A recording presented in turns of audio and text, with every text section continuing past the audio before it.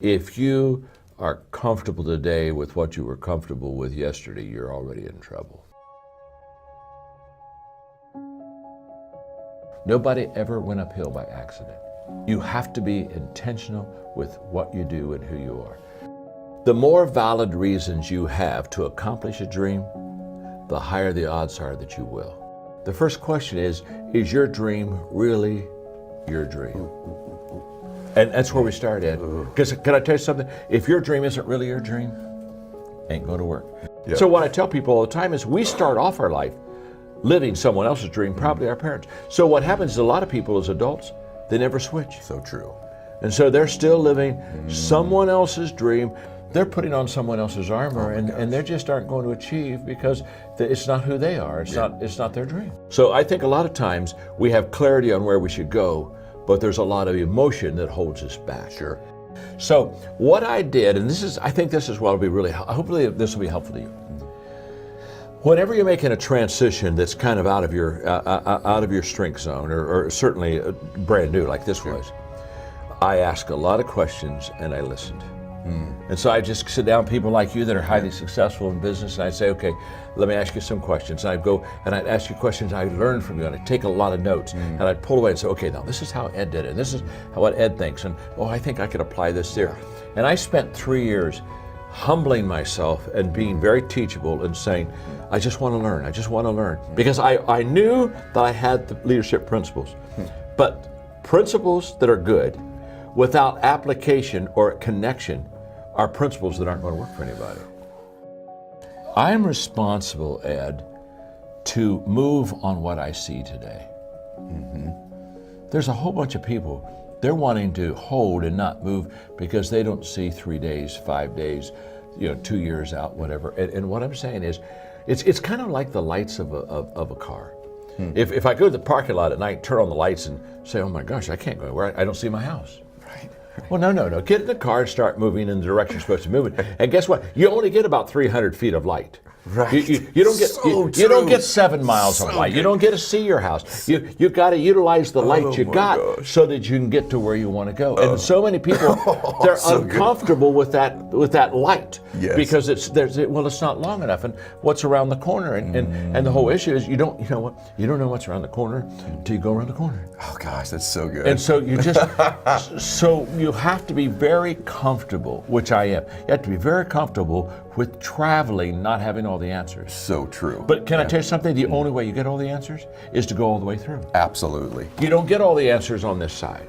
And so if I've got to have it lined up and straight and right, and I feel comfortable with it, then I'll never be the leader. And I really believe this, Ed. I believe a lot of leaders fall short because they're unwilling to take what they know now and act on it. And so therefore, they never get to know what they could know. No matter how gifted you are, no matter how committed you are, if you're out of position, you're not going to be successful. That's why everybody needs to find their sweet spot. Yeah. What do I really do well? Yes. And on that, there's a point that I really want to make, and that is, I tell people, if you want to be highly successful, you've got to get into what I call the top 5%. Okay. So you got 100 people. You got 100 people here in whatever chosen profession you've got. You've got to be in the top 5. Yes. You got to get there, and you can only get to the top 5 if you're in your sweet spot. You can't get to the top 5 working on weaknesses. You can't get to the top 5 if I'm not in the area of my giftedness. So you got to find out what you're good at, because that'll give you. If you're committed and if you got a good strategy and all this other, you got a good team around you, then that'll allow you to get in that top 5. And once you're in that top 5%. You're in good shape. You're going to do very well. And I tell, that doesn't matter what your profession is, you've got to get in the top 5%, and you can only get in the top 5% if you're in your position, if you're in your sweet spot. Got a question for you. Yeah. What would your advice be to me about just transforming my life? What would be the step you would take, the thought I should have, the action maybe I should take? If you really want to be transformed, you have to live an intentional life. This is so simple, I don't want you to miss it. Most people don't lead their life. They accept their life. And when you accept your life, you are living on things that are not worthy of your time and effort and energy.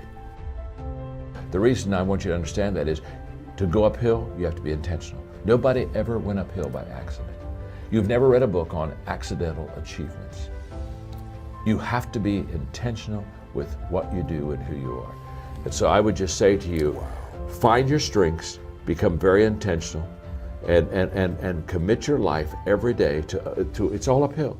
It's all uphill. And listen, Ed's very successful. He's got great businesses, he's made a lot of money. Can I tell you something? It's still uphill for him. See, the great mistake we make is we think, I'm going to go out and make enough money, and there's a day when I can relax and I can rest and everything's going to be easy. Can I tell you something?